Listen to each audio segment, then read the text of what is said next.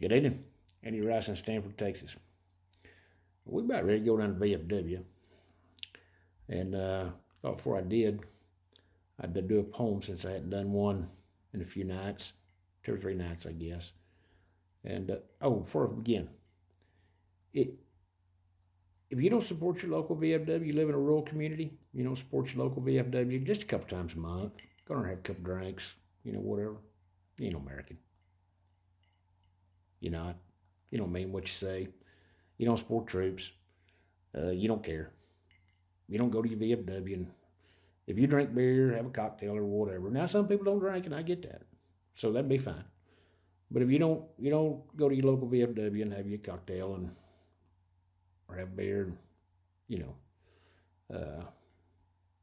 buy a little cheap membership or something, you ain't no American. Don't mean what you say. I said what I said. Turn me off if you want to. We moving on. Anyways, so I hadn't done a poem 2 or 3 nights because I didn't really know what to do. And man, I was watching TikTok and the TikTok. And man, I saw, I wished I could remember their usernames and I didn't save it. But there was a little old girl and her daddy sitting in the kitchen. He was on guitar and they were singing Horses in Heaven by Randy Travis. And that little girl could sing now. Daddy played pretty good guitar too. Anyways, that reminded me, I wrote a poem about a young girl and a horse a while back. So I got to digging and I found it and I'm going to do it for you tonight. Before I begin tonight's poem, is my lid setting off all you Yellowstone experts? You don't like my heads or tails new straw lid?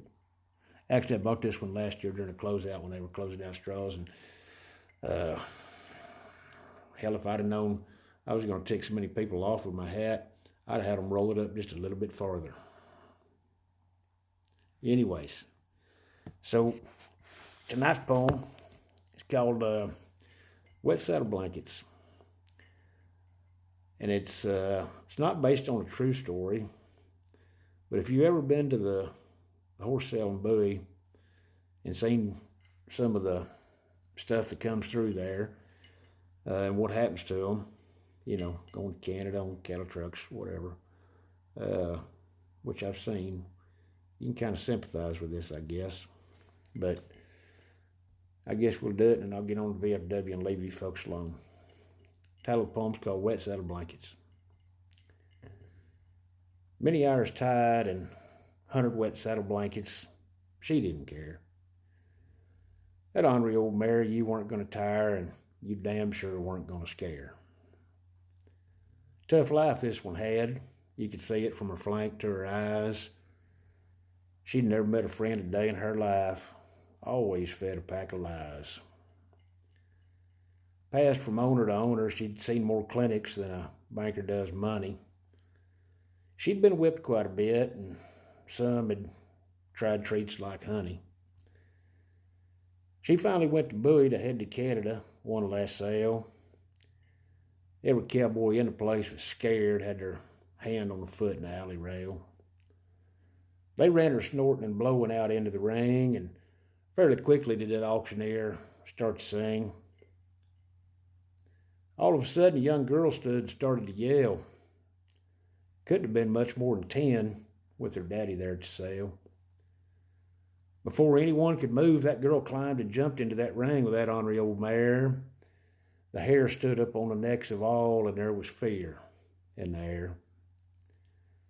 That mare stood still, trembling, gone, and fixed her gaze on that young gal toward her walking. Not an ounce of fear on either of their faces, looking at each other as if their minds were talking.